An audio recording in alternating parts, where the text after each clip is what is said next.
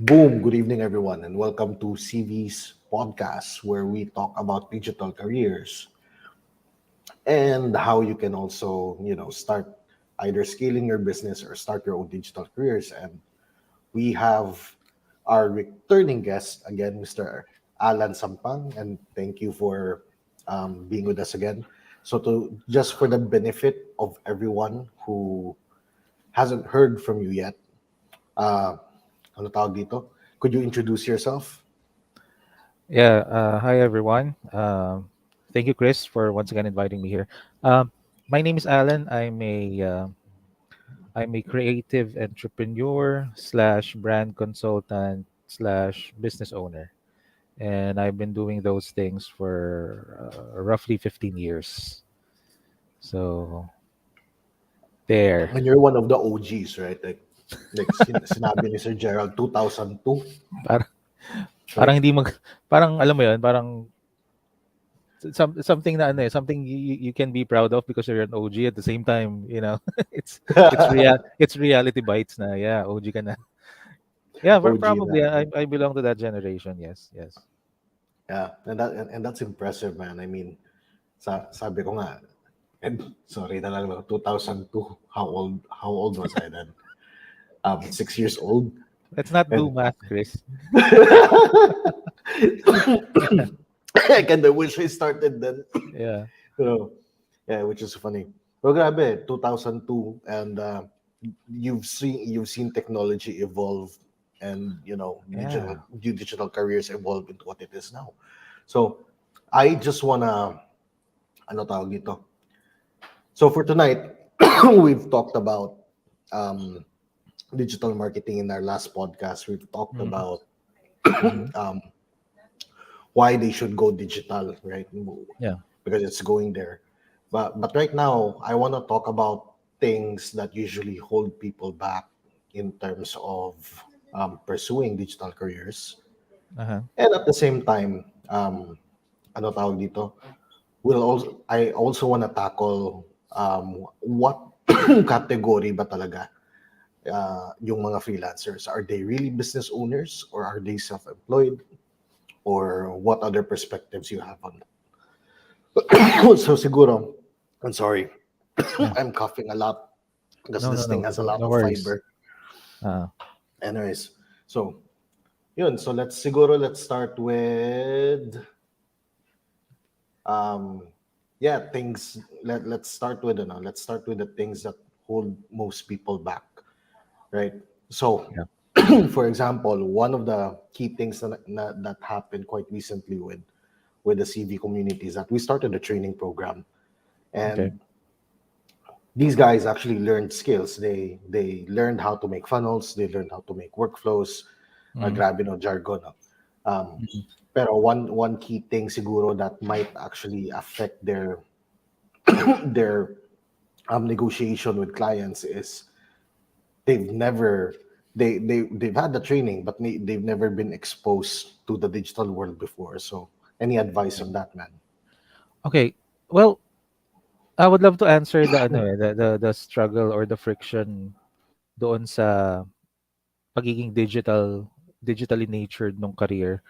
But I want to talk about first kung how they view themselves. Baka kasi ang friction nasa ano eh, internal eh. They can't define yet what is the difference between a freelancer or an employee muna. Doon muna tayo if you don't mind, Chris, Oh, that's before perfect, yeah, actually. Yeah. before we draw the line between, being a freelance. If you're a freelancer, are you a business owner or a self-employed? I think there has to be a realization first that if you want to become a freelancer, you are no longer an employee. And one of the things that is somehow one of the things that I don't like I don't like what's happening now. Na some people are equating freelancers or a freelancing rather as work from home. Parang if you're a I freelancer, agree with you. parang ano ka, parang work from home ka, pero technically employee ka pa rin. Alam mo 'yan. So I guess if you understand who you are, what your role is, and that you are giving a greater value than an employee being a freelancer. No offense to employees, okay? No offense to employees. What I'm Of saying course, is yeah. once you become a freelancer, um, you are more skilled, therefore you have more responsibilities, and ergo you can provide more value than an employee to a company. So I guess doon muna mas magandang mag-start. Convince yourself that you're no longer an employee, so you shouldn't be treated like an employee. You should be treated as a service provider. It's just so happen that you're a service provider, but not as a company, but as an individual. So there. Uh, ano pa yung next topic natin? Ano pa yung ano, Chris? Saan nga ba ako magpo-progress? I'm sorry. Did I Oh, went it's all okay. over the Actually, place? no, that was actually quite perfect. So before we actually go further, I just want to emphasize, right, what's happening right now. People are promoting freelancing careers as Mhm. work from home opportunities, online jobs, and thing is though, right, nakakalimutan natin na because it's being advertised by a lot of people na online jobs to work from home to, they're assuming that they're employees ng mga clients. And again, no nothing against employees, right? Mhm, mhm. But at this point, tama si Alan, yung mindset na the moment that you start becoming a freelancer or the moment that you start accepting digital roles from clients, you're you're technically not an employee anymore, right? You're now a service provider. Right. So and when that happens, yung expectations sa'yo and your responsibility, especially in the Philippines, also changes. Okay? Right. And magbibigay lang ako ng example, right? Just because you're working from home or just because na, well, yeah, technically you're employed by someone, pero yun, it's completely different. Having an online job, a physical work from home job in the Philippines is could mean the difference between night and day on how you progress. So yun, that's a very interesting point. Sige, and I burp. How many of you guys love to burp? Anyways, sige, Alan, let's go there. Now that they're a service provider, so ano ba talaga sila? Are they safe? Are they self-employed or are they business owners? Okay. So, sa totoo lang ang hirap niyang sagutin, Chris, eh. Alam mo yung alam natin yung sagot, but then again, it's hard to uh, scrutinize it and then verbalize it in a clear way. So, let's try to start sa ano, what a freelancer isn't. Oh, that's Ano perfect. muna siya? Okay. So, unang-una, syempre, hindi siya employee. Why? Bakit hindi siya employee? Because if you're a freelancer, you are not being paid, I would say, by the hour, or hindi ka binabayaran for a fixed number of hours that you spend in a daily basis, because that's an employee environment, diba? You go to a job, you spend what, 7 to 8 hours a day, and then you get a fixed rate for that day. So if you're a freelancer, that's not how you are valued. It's not about the hours that you spend. And some might argue, paano yung mga nagcha-charge by the hour? Yep, I was gonna ask Yes, that. Yeah. they can charge by the hour, pero they're not getting a fixed amount in a daily basis. Parang you don't need to spend 8 hours for you to earn 1,000 pesos, 1,500 pesos, and you get the same exact pay in a daily basis. So, uh, that's not freelancing. That's not being a freelancer. Ano pa ba? If you're a freelancer, uh, medyo problematic yung sasabihin ko eh. Kasi It's okay. I would say the company does not own you per se. He doesn't own you. And I'm not saying, kaya sinabi kong problematic, hindi ko naman sinasabing the employees are owned by the company, but at to some extent, since you signed the contract with the company, di ba, you're at the mercy of the company. Probably you can't apply somewhere else because it's a conflict of interest. Probably you can't handle two jobs because of the contract that you've signed for your company. So if the audience will allow me to use that term, the company does not own you if you're a freelancer. Ano pa? Ah, parang yung dalawang yun muna. Ikaw, what are your Okay. thoughts about that? Yung dalawang yun lang muna na ano, parang you are not those, things. Yeah. Sige, I'll go inside. Of course, as a freelancer, you're not also owned by the company because number one, the company does not also pay for your um, ano tawag dito? Benefits, right? Tama, tama. So, as a freelancer, though you're paid from home, you're also not paid. You're not also sorry that your clients are not paying for your mandatory benefits. If they are, then that's just a bonus. But Right. even if they are, especially if your client is from abroad, you still have to declare that as your as a self-employed individual rather than as an employed individual. True. Okay, Mm. so there's that. Another thing is that as a freelancer, you also have your work is usually output based. So even though you're working, let's say you're paid by the hour, but you're also the real bulk of your work. Your client does not really have the say in how you can do your work, right? So pwede kang magano, you as a freelancer, you have creative freedom in Mhm. how you wanna do your work. So usually ganon. But of course, there are also cases where a client is a bit ano tawag dito, micromanaging. Mhm. So arguably pwede, right? Pero of course, there are also boundaries. You can set boundaries, may number of revisions lang per work, Right, etc. right, right. So there's also that. Yeah. Okay. By the way, So, what and what we're sige, what go. we're trying. I'm sorry, sorry. Did I cut you No, it's off? okay. I'm No, no, sorry. it's okay. Go. Yeah. By the way, what we're trying to define here, and our definition is ideally what freelancing should be. Okay. No. Now, if someone, if a newbie freelancer or somehow a seasoned freelancer will hear these definitions, they might not agree because this is not Mm, what's happening now. Freelancers are kind of a hybrid between the real freelancing and an employee because you answer to, you answer to a boss. It just so happened that you are working at home. I just don't want any friction with that kind of argument, and I don't want that kind of argument with our definition. Pero what we're saying is it it it will benefit you if you think like a freelancer first and then just ditch the employee mindset thing. Kasi ano it becomes problematic. Um, let's say ganito. If you're an employee, you're getting paid a fixed amount for an n number of hours for a month. Tama. Regardless of how much work out how much work output na meron ka. Tama, ganun yung employee, 'di tama. ba? Yeah. If you're a freelancer, since you're providing value, you are now being paid based on the value that you give to your client. Okay? So,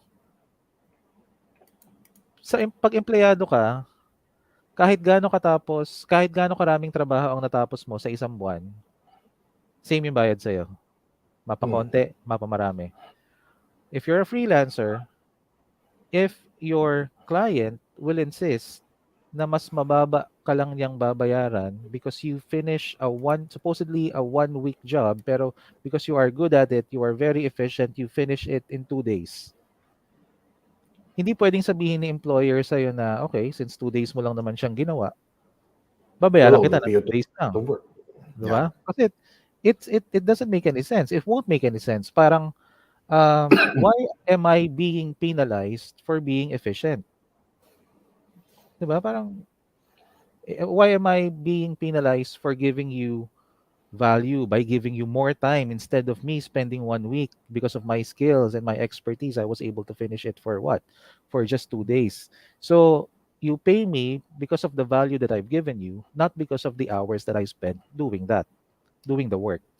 So, ayun, just to reiterate the fact that it is essential that you know the difference between being an employee and a freelancer, and you have to live that, you have to live that nature, you have to live that attitude. Yep. And I also notice ano ba yung common denominator, right? If you treat either way, no, whether self-employed, you treat it, whether you're self-employed or you act like a business owner as a freelancer, ano ba yung Ah, common yeah. denominator nila? It's Yun, you, yun yun. right? You're Tama, you're tama. you're in charge of you're in charge of your personal responsibility. So in short, even the client is not responsible for the output of your work, right? Mhm. You are. You're also in charge of whatever you declare um, Right. in the Philippines, etc., etc. So yun lang. I also wanna emphasize that. Okay. Mm. Okay. So Yeah. And I hope this is not subject to misinterpretation. If you're a freelancer, that doesn't mean that the client has no authority over your work. Kasi pumasok ka meron. pa rin naman, pumasok Mm, ka pa rin naman sa agreement eh. So it doesn't make you a fully independent entity. You are still dependent doon sa nature of work na binigay ni client sa'yo, which you've agreed. So, yun lang. Parang let's just draw the line there kasi uh, baka extremes na yung ano eh. Baka maging extremes yung definition ng freelancing that you're your own boss. You don't care about what the client, what the client yeah, tells you or what the client thinks of you. Yeah, there. that's true. Yeah. So marami. I mean, and again, as you guys notice, we're having a hard time defining it. Then, right? So, which is for me, it's interesting because again, reality speaking, like ano tawag dito, like the whole value thing na sinabi ni Alan kanina, does it happen in the corporate world where sometimes you work only for 2 days, given so much value, and then the rest of the week is like dead days for you. Mhm. Okay, so nangyayari din sa corporate world. The only difference is that in the corporate world, sometimes you have to pretend that you're still being productive. Diba? So, yan yung nakakainis minsan eh. You have to pretend that you're still productive. And you guys don't have to admit that, right? Baka makita ni boss sa comments, no? Joke lang. Ah. Pero if that's your nature, I suggest, tapos mas bata ka pa naman, quit your job. Mag-freelancing ka na lang. Mas sulit pa yung oras mo, di ba? I mean, who would want pretending that you're working, di ba? Sino ba naman Yeah, ang may gustong nagpapanggap ka na nagtatrabaho ka pa? So, yeah, yeah. interesting. Sige. Now, Alan, do you have any tips for someone na, sige, and since we already delved there, right? To someone who wants to find clients or negotiate with clients as a freelancer, and let's say they've never done this before, right? Yeah. Do you have any tips for them? Uh, okay. Um, I would say this kasi I would be under the assumption that if someone is or if someone wants to be a freelancer, he already have a sets of skills na pwede niyang i-offer sa whatever client of industry na ano, whatever industry na mapili niya. So, I would say this because lately ko na lang siyang on the latter part, on the middle part of my career, saka ko na lang talaga siya natutunan. Learn sales. Learn sales. Learn sales. Alamin, matuto kang ibenta specifically yung sarili mo. Learn to sell yourself. And I understand that there are some introvert by nature, and that includes me, believe it or not. The type of person kasi that I need a couple of days to recharge, don't talk to anyone, alam mo yun, that kind of introvert. Pero when I was starting, the only time na makakakuha ako ng kliyente is if I literally go out of our house and look for clients and knock on offices and then ask them if I can design a t-shirt for them. So that's how I started graphic design. So thank God for the internet kasi you can now make a sales pitch without being face to face with the client. But then again, the sales skill part, nandun pa rin yun. And as a matter of fact, yung skill mo sa sales has to be better if you are doing these things online. Mm, Kasi personal kasi it's it's a tad easier to convince the client if you can give him an impression of who you are. If he can hear how you talk, 'di ba? Your gestures or whatever. May mga bagay na gano'n na ano eh, na factor so you can convince the client that you can provide the service. But when we're talking about digital transaction, all they can see is what? Your copy, 'di ba? Or probably Yeah, your actual work. And somehow the human factor, yung human connection, medyo wala or medyo toned down. So, learn to sell. I mean, learn to sell. Tanggalin mo na siguro niyo yung hiya niyo sa ano, sa sa pagbebenta. pagbebenta. Yeah, Tama, 'di ba? Yeah. So that's I guess that's the number one tip na pwede kong ibigay na admittedly hindi gano'n yung unang skill na inaral ko eh. Then later on, I realized nung nakatikim na ako ng mga small successes and I analyze bakit ako nagiging successful. Ah, yun pala yun. The bread and butter of everything is sales. Parang kailangan mo talagang bumenta. Ayan, there. yeah, that's perfect. And that's a very perfect advice. Kasi sa akin, I don't know if I shared with you, Yeah, my story not yet yata. basically started with this book. Ito, yung libro na to, Expert Secrets ni Russell Ah, yeah. Brunson. Oo. Yeah. 'Di ba Found this that's a book, series of ano, that's a series of series yan, 'di ba? Series of yeah, topics. tatlo. Yeah. Tatlo, okay. Yeah. Yeah, I have the complete collection. Mm. And ano to, every time I move to a new place, I always bring the books, even though I don't read them anymore. And good news, guys. People watching from CV, we're giving this book away. So, Nice. um, sabi to. Pero Alan, have you read this book yet? No. Not yet. Honestly, no. I'll send a copy for you, man, Right. as a Thank you. gift. Yeah. Yeah, thank you, man. Thank you. So, yung story ko lang dito is that I actually read this book during a time where I was really broke. Uh-huh. And yung funny dito is that after learning, he was just talking about funnels and funnels and funnels. Um, and then yung ginawa ko is basically I just got the software para lang matuto. Mhm. And yung dahilan bakit naka-close ako ng client a week after reading the book is because of sales. Mhm. Prior to funnels, I was in the and this is funny. I was in the MLM space, network marketing. Uh-huh. So so yung training ko sa pagbebenta medyo matindi.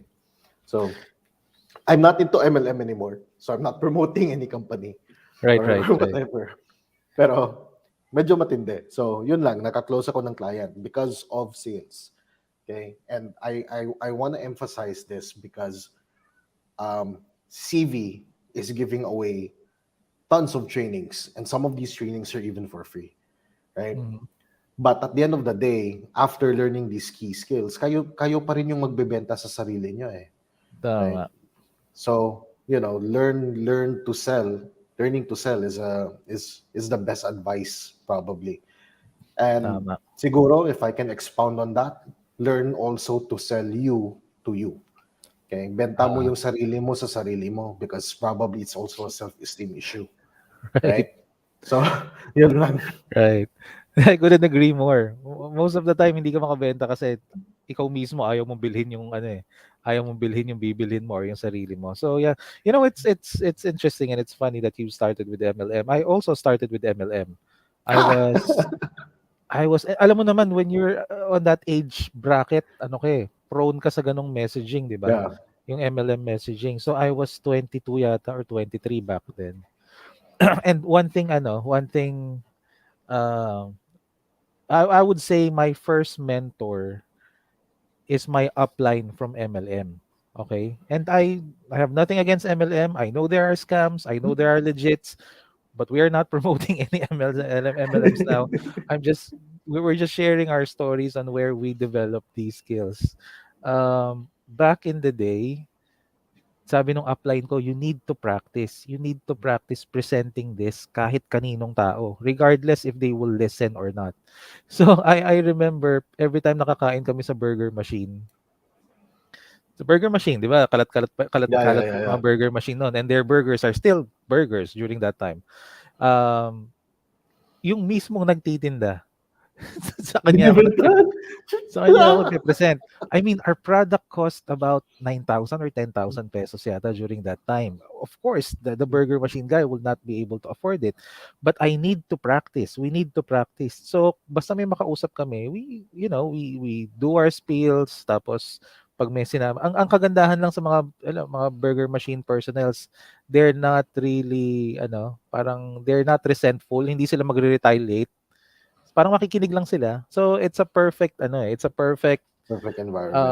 Yeah. yeah, environment. And ano nga yung iniisip ko? Sorry for the term, guinea pig, parang ganun. It's a, it's a perfect no offense, guinea pig na pag pwede mong pagpraktisan, na komportable ka. And then when you get comfortable with talking to people na walang mga rebuttals, then you can try, talking to people who are more challenging to to convince. So there, you just I don't know. For me, it worked for me. I just worked my way up, and then I'm not saying I'm the best, pero I'm compared to my old self. I am Miles tenfolds away. better Yeah. than my old self. Yeah. Yeah. That's funny then. Ako, I remember going to sa mga provinces just to Mm. sell to random people sa plaza. And I'm like, Yeah. I will never do that again. At this Yeah. I point, know. sabi ko, ayaw, not because nakakahiya. Okay? I will never do that again because it's not worth the effort for me. Right. Right. So, yeah. Pero it was fun. Now, I also we we're also bringing this up because at the start, especially sa freelancing, right? When you're talking to foreign clients, most clients would require you to speak in English. What if hindi ka magaling mag-English? Hmm. Paano ka makabenta, right? So, I think siguro the best advice din dyan is practice. Right.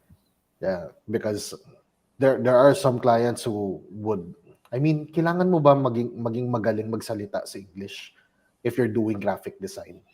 Parang ganun. Mm.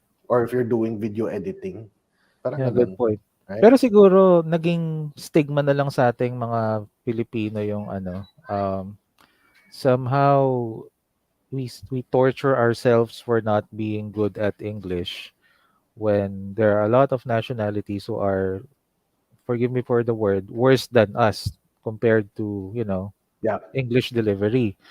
But that doesn't mean, okay, there are clients who value, it's a plus factor if you know how to, if you are conversational with the English language.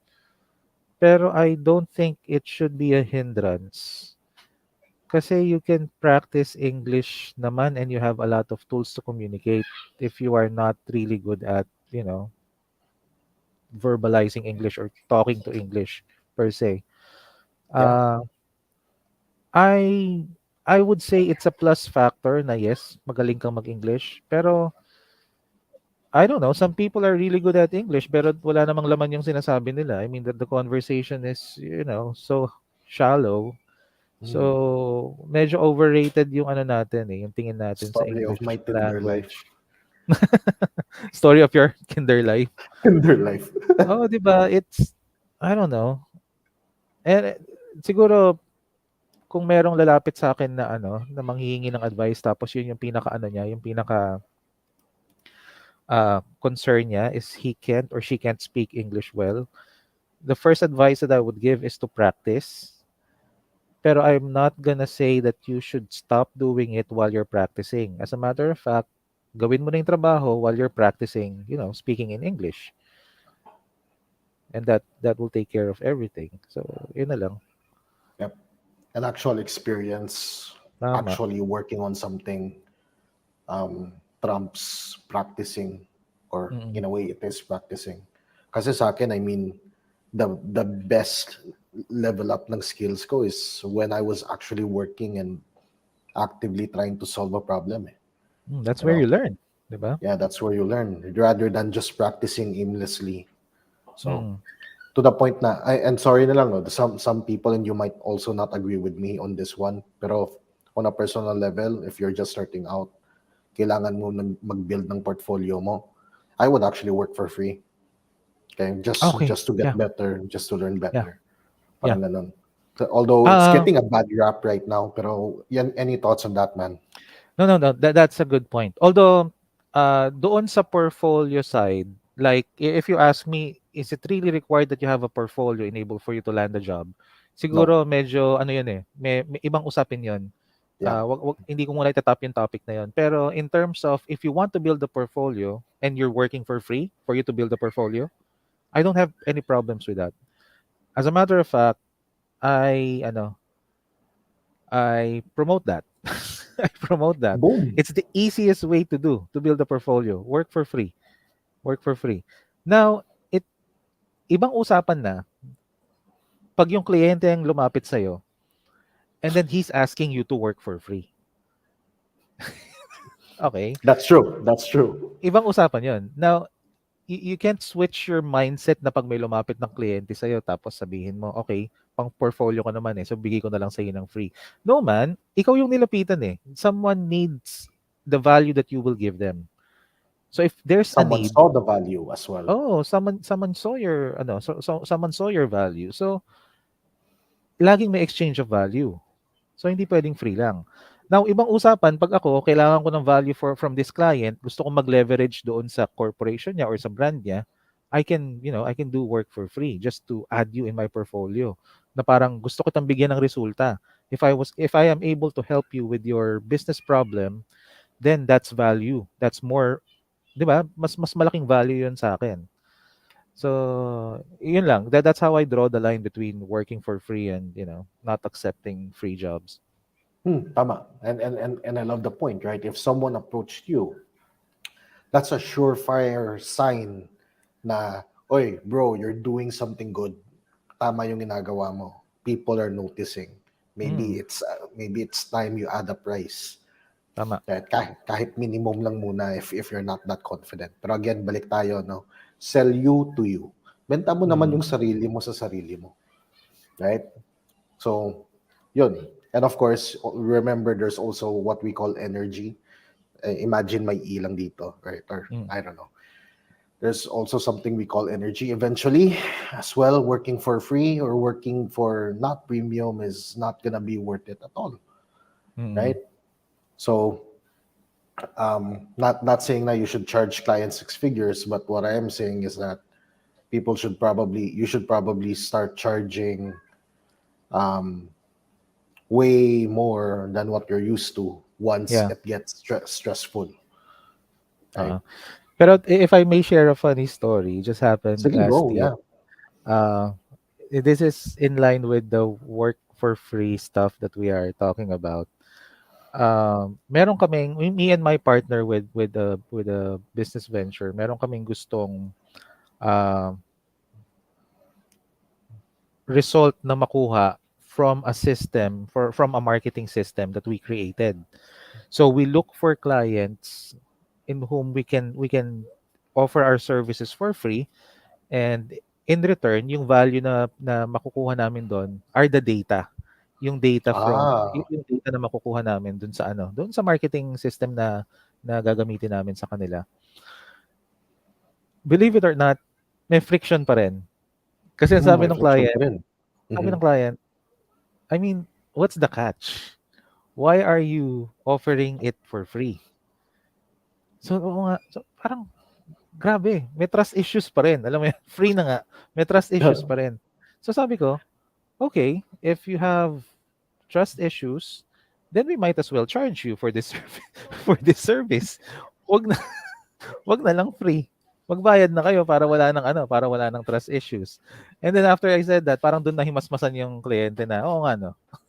Okay, mas okay yung free kaysa may bayad. I mean, I I guess what I'm trying to say is uh, working for free does not really eliminate friction That's true. from a client. Okay, so use that wisely. Use that free ammunition wisely. Hindi lahat ma-appreciate yan eh.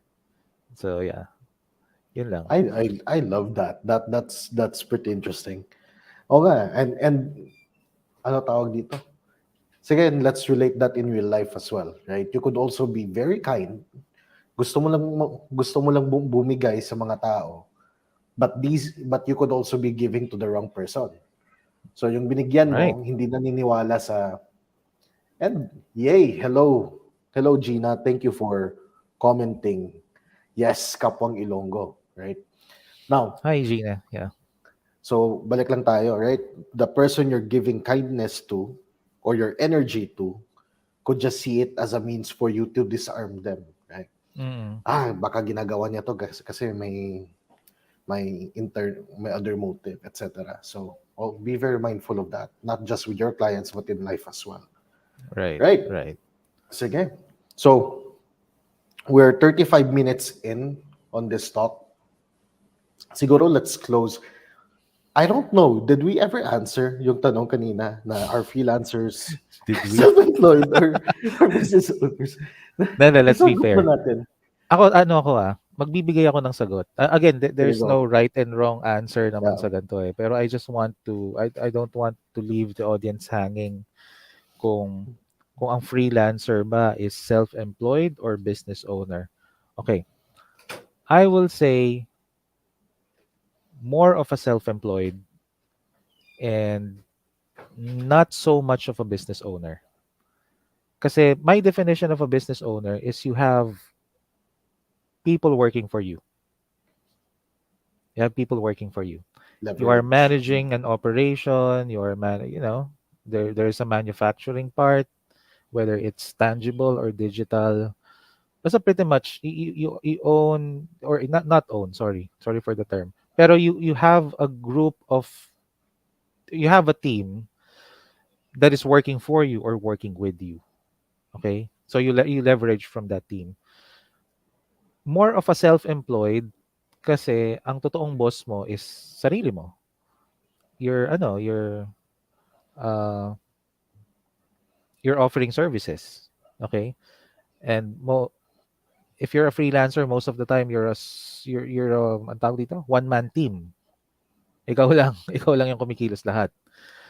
But being a freelancer is a perfect stepping stone in owning a business. Boom. So if I will based on what I found effective, you can start as an employee to learn certain disciplines, and then you upgrade yourself to a freelancer or self-employed.